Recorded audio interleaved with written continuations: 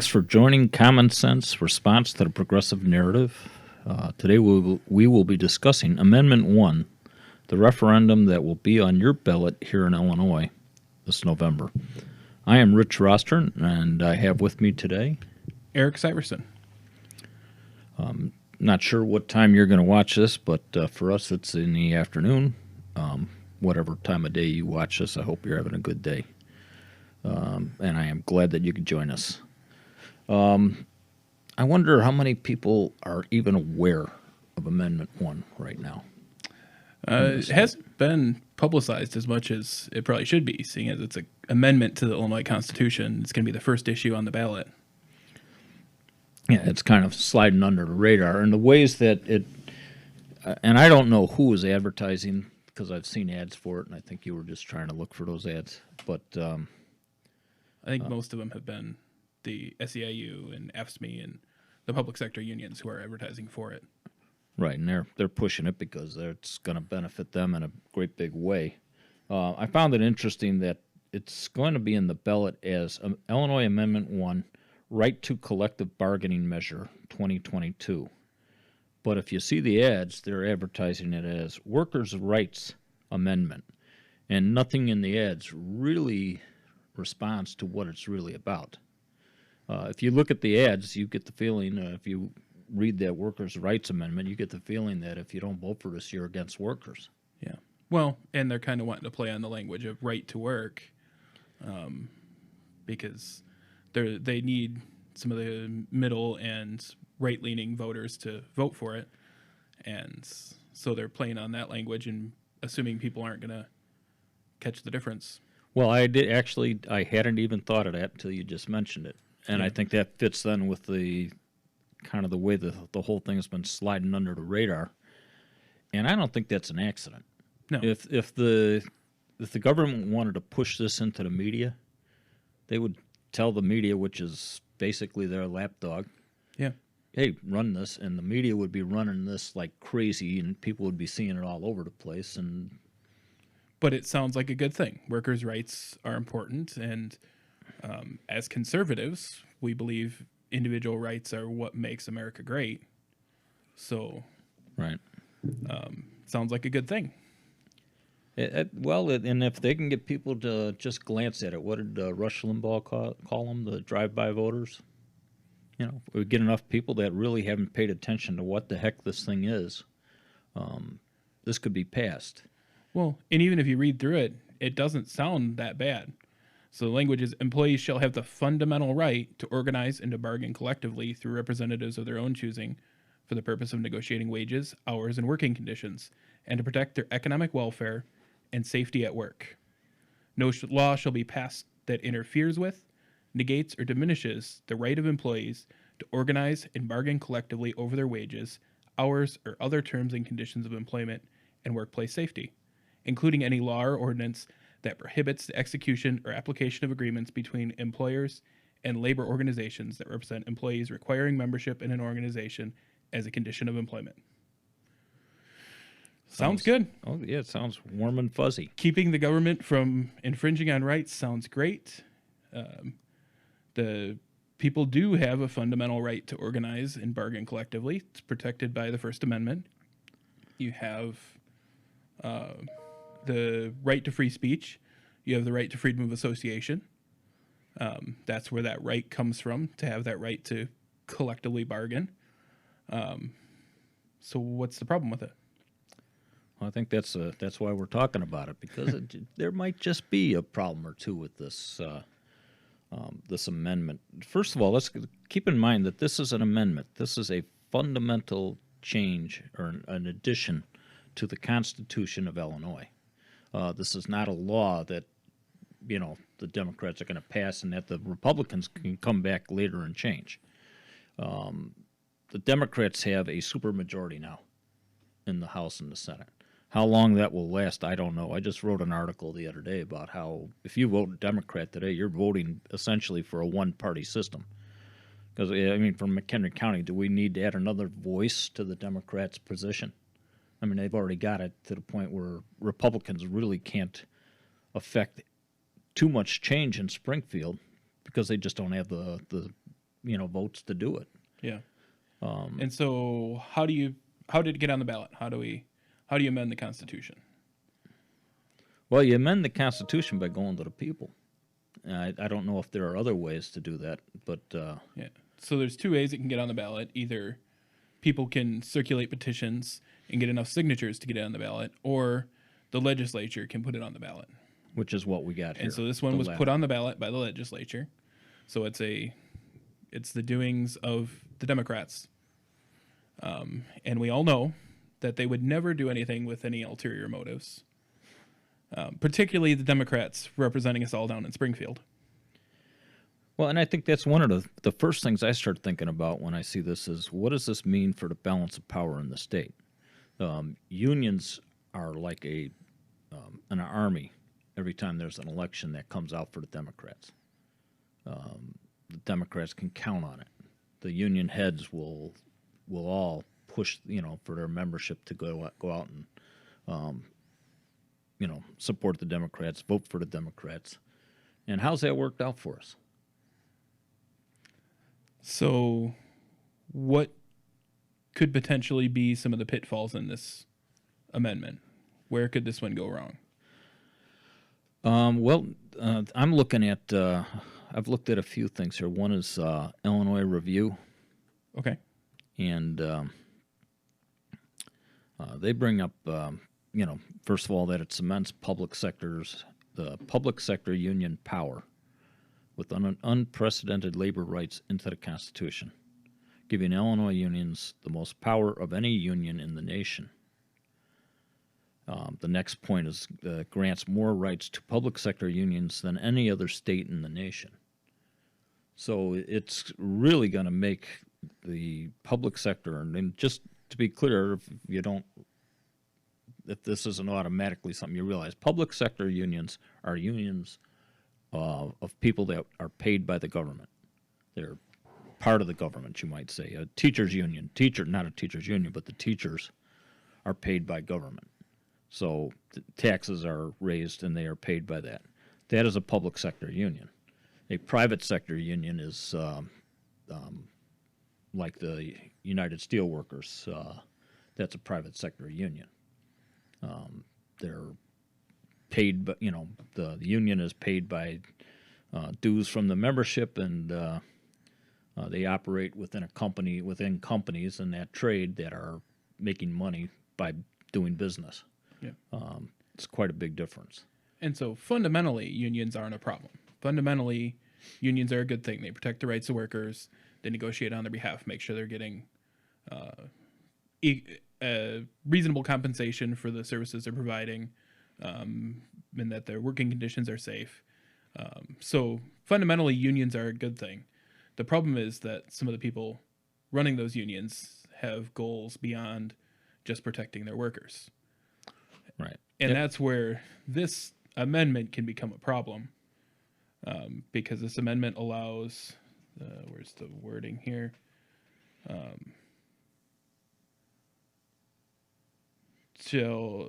No law shall be passed that interferes with, negates, or diminishes the right of employees to organize and bargain collectively over their wages, hours, and other terms and conditions of employment and workplace safety, including any law or ordinance that prohibits execution or application of agreements between employees and labor union organizations.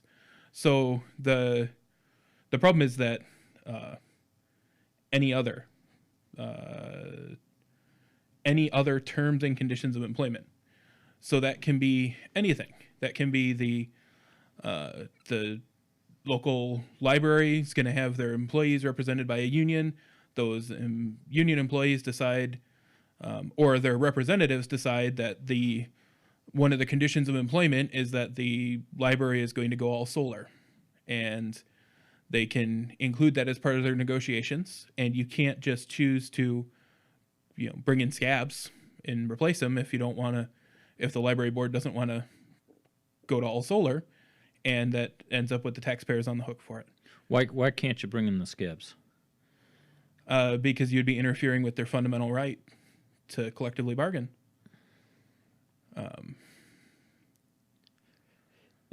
It sounds like it goes very, very much further than what Yep. you would look at it at the base of it. I mean, if I'm looking at the public sector unions, don't we have a pension problem in this state? I mean, with the teachers' pensions, everybody's afraid to say anything negative about the teachers. I think there are some great teachers. I also think there are some teachers that are performing what I would call indoctrination.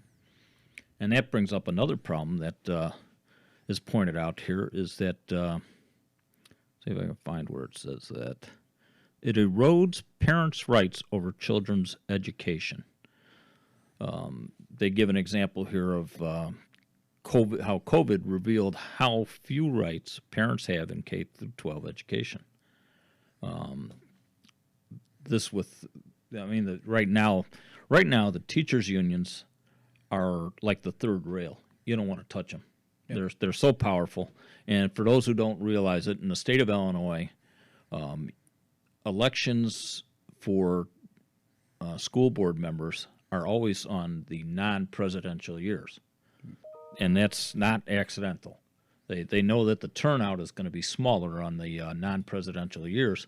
So by having it at that time, they can motivate their teachers to get out. The teachers union gets all their people out, and the teachers get all their relatives and stuff out to vote. And they manage to put the people they want on those school boards. And it's almost like you get to elect your boss.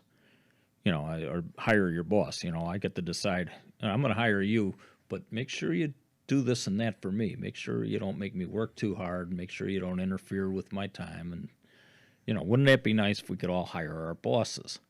So, and considering this is a volatile argument right here.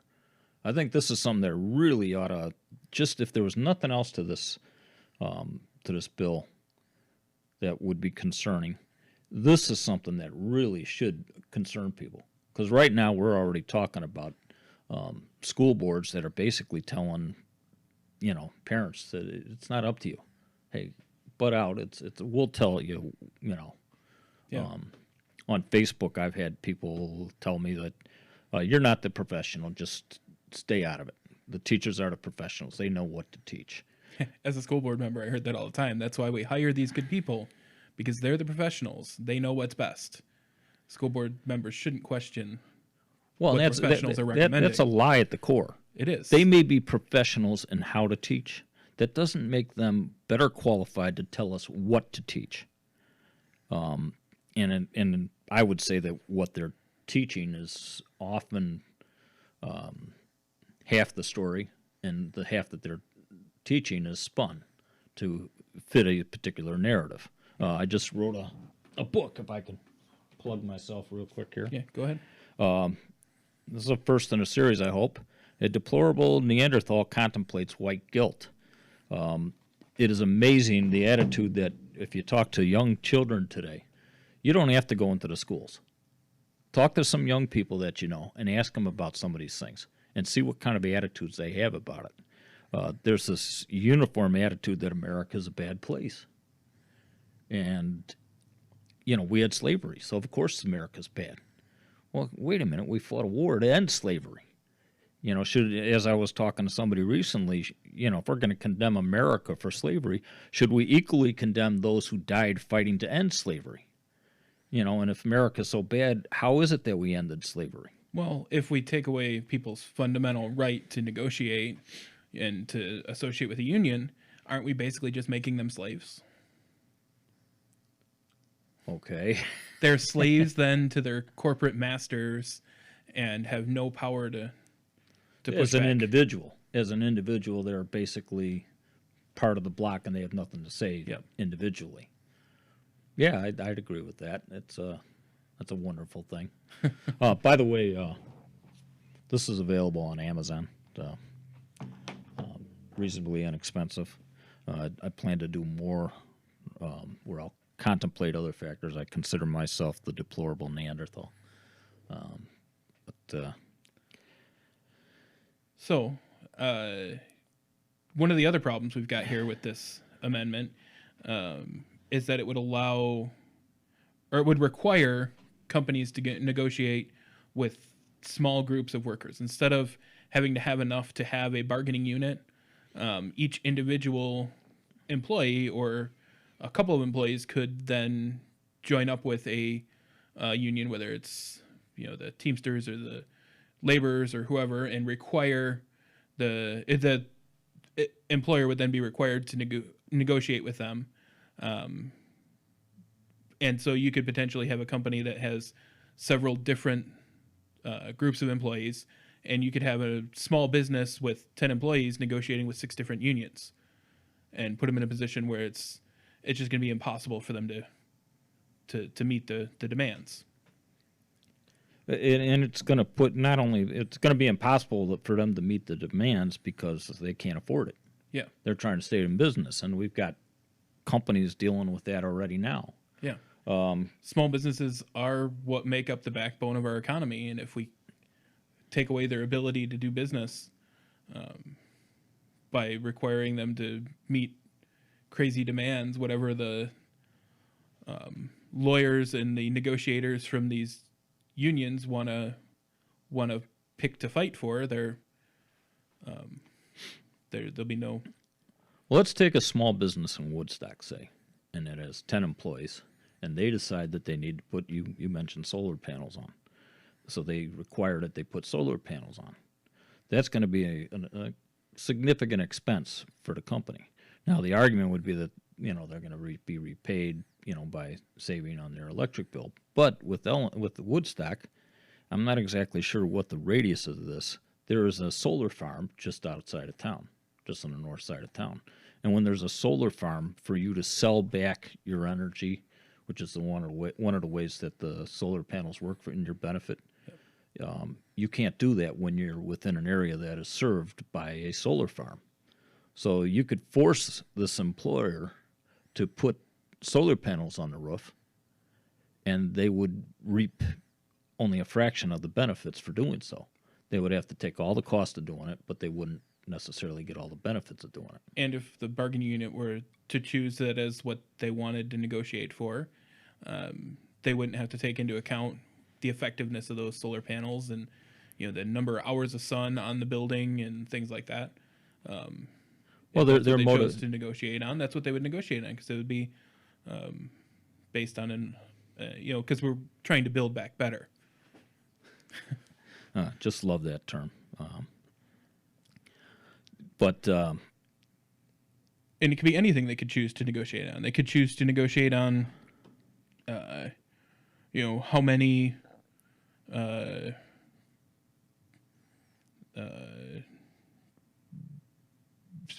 electric car charging stations are in the parking lot, or it could be they could choose to negotiate on what color the place was painted. Essentially what this means is that these unions would be the employers. They'd be the bosses. The bosses are just there to pay them. Yep. And they are making all the decisions. When you're running a business, viability as a business requires that you make smart decisions. Yep. And if you don't, you're gone. Well, these people, their motivations may not be the better interest of the business. They may not be thinking about, if this business goes under, we'll lose our jobs, and collective bargaining or not, suddenly this is not looking so rosy. That's one of the spots I looked at doing some research on this was Ballotpedia. And I do recommend people who are listening to this, haven't heard much about this, get out and do some research on this. Ballotpedia, unbiased. It tells you what the ballot is, what's on the ballot, and gives you pros and arguments for and arguments against. One of the people that they referred to here was, see if I can find that here. Sorry, I put my pen down and made a little noise with that. Robert Bruno is a labor professor at the University of Illinois Urbana-Champaign. He claims that this will attract workers. I don't know if you just heard, last week Tyson left Illinois, joining a whole long list of large companies that have recently left Illinois. So I'd be curious to hear how he thinks this is going to attract workers. I think what he's assuming is that the the wages and such will be so much better that people will be coming in to take these jobs. But there have to be jobs here for these people to take. I don't think this is the way to go about it. Well, and in addition to, the potential problems that we've run into, just in what we talked about here, there's also the fact that the estimate for what this is going to cost a typical household over the next 4 years is $2,149 in additional property taxes. Right. So each of you, that's for a family. They're average for a family. Average household. Average household. You got to get ready to start ponying up if you're going to sign for this amendment. And creates rights that don't exist in any other state. There is no other state that has a constitutional amendment that prohibits the legislature from setting regulations on what can and can't be negotiated. So that's one of the problems with this is if it gets passed and we come to a point where there's a problem, just because of the way it's written, the only way to make any changes would be to amend the Constitution. There's no legislative authority to be able to address any issues that arise. It specifically preempts that. Yeah, it's a little bit like you're going to make a fundamental change to your car, and whether you're going to put a different kind of muffler on the car, or whether you're going to change the engine. You change the engine, that's a pretty dramatic change, and once you've got it, it's going to take a lot to fix it. You're going to have to change the engine again if it doesn't work out the way you expected. Whereas if you change the radiator, or the muffler, which I'm using as a comparison to passing a law instead of an amendment, and it doesn't work out so well, you can change mufflers, and it's not, going to be that big of a problem for you. And so basically it takes and makes the union contract more powerful than state law. Because whatever they negotiate in there, the state law can't contradict it. So whatever they want to negotiate in that union contract has more power than state law, basically ends up second only to the Illinois Constitution. And that's a problem. Because the people who are then who are doing this negotiating, generally the side that's going to have the better prepared negotiators is always going to be the union. The small business owner doesn't have people that spend all their time negotiating and doesn't have, labor attorneys and things like that sitting there ready to respond to anything from the other side. I think we've seen that with the teachers' unions.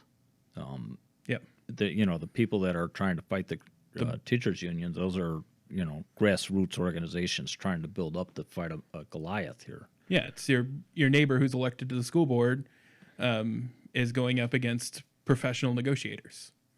Right.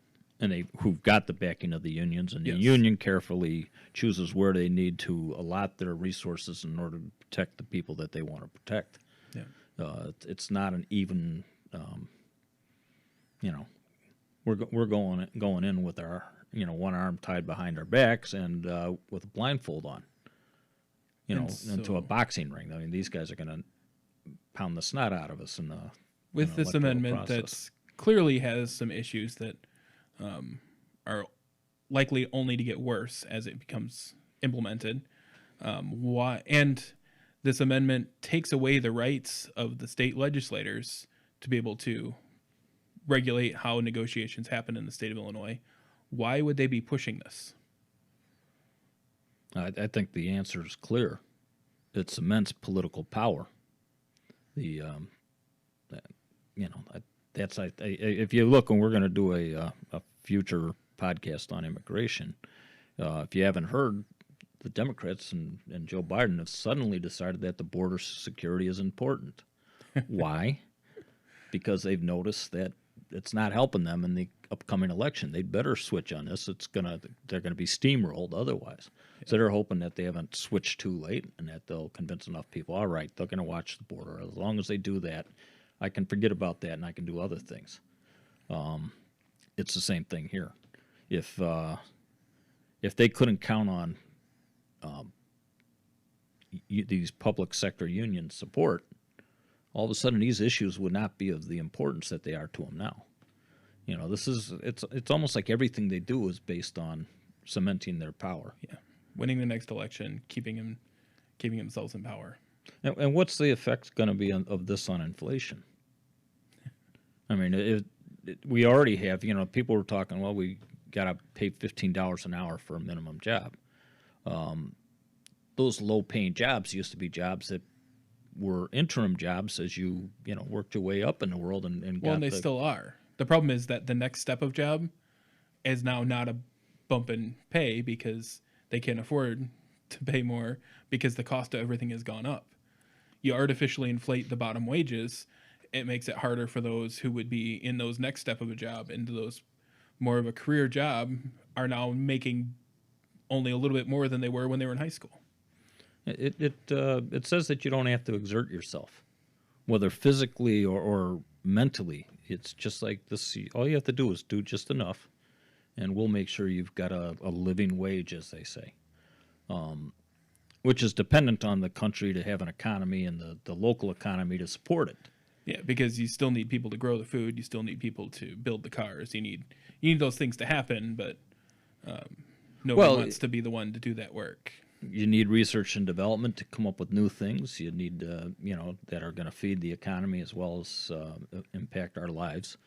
Hopefully not all bad. Like I'm not real confident about things like AI, but that's another topic. But when they develop new things, it opens up new markets. It creates jobs for people to create the things to build the things that they've developed and to sell the things that they've developed and so on. It's part of a real economy. They talked up here about COVID and the effect of COVID on everybody. I kept saying during COVID when they were talking about what jobs are essential, the economy is essential. Yes. And now we're getting a taste of what happens when you treat the economy as if it's, it's not that important. It's overrated. Government will take care of everything. Right. So inflation is somewhat related to, the pandemic, also related to our current status on energy independence and fossil fuels. But, if we don't get up and do things, and this is basically a way of saying that you don't have to. You can just ease on by. We're going to get you a union job here doing, will McDonald's employees have unions? Well, theoretically, yeah. Anybody could.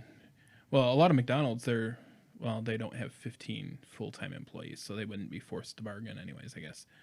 So there's a limit on. But there are fast food restaurants that are unionized in other states that have lowered that threshold for what is a bargaining unit.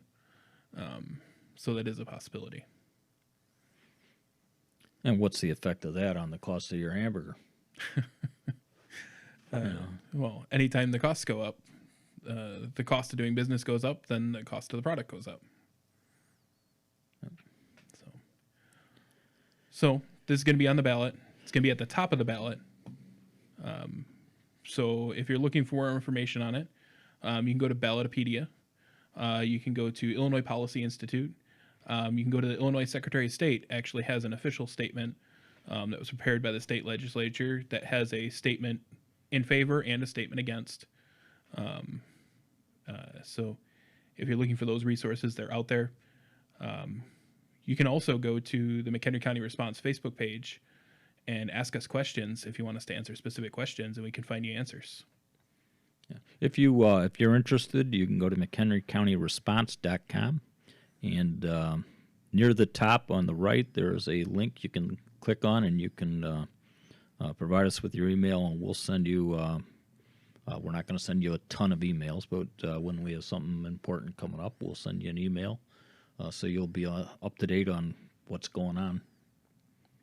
Yeah, and so if you want to continue to hear more like today's episode, be sure to subscribe to the editorial staff on your favorite podcast platform so that you don't miss any of the common sense response to the progressive narrative. You can find us on Facebook. You can find us on YouTube. Just search for the editorial staff. and subscribe to our content. Help us out by sharing our episodes on whatever your favorite social media platform is, so we can continue to spread the common sense response to the progressive narrative. The editorial staff is a project of the McHenry County Response, so be sure to check out McHenryCountyResponse.com and find us on Facebook. And just so you know that we are sponsored by Guns and Such. If you want to tell them a little bit about that. Yeah, so Guns and Such is here in McHenry. We are a gun shop. We do concealed carry classes. We do NRA basic pistol classes. We've got big news coming now. We are moving. We're going to be moving to 2908 West Route 120. We're going to have a shooting range. So check us out on Facebook to find out details on when we'll be opening at our new shop. I am looking forward to coming out and shooting. We're also sponsored by 3-Step Internet. Ken Nicholson is the proprietor of that company and does just an incredible job with websites. So if you're looking for a website, you definitely want to check them out. And we're sponsored by Rich Publicity, my company. I'm heavily involved in writing books now, so I've got The Deplorables here, and I've also got this is a book for The Burning Sea of Iron Bottom Bay. It's written for teenagers of all ages about a World War II naval battle and a great-grandfather sharing his experiences in the war with his great-grandson. So both of those are on Amazon. So. And the Burning Sea of Iron Bottom Bay is also available on Audible now. Yes, thank you. Yes, I put it. I paid somebody to do the Audible. I didn't think that was my forte to read the story. But thanks for mentioning that.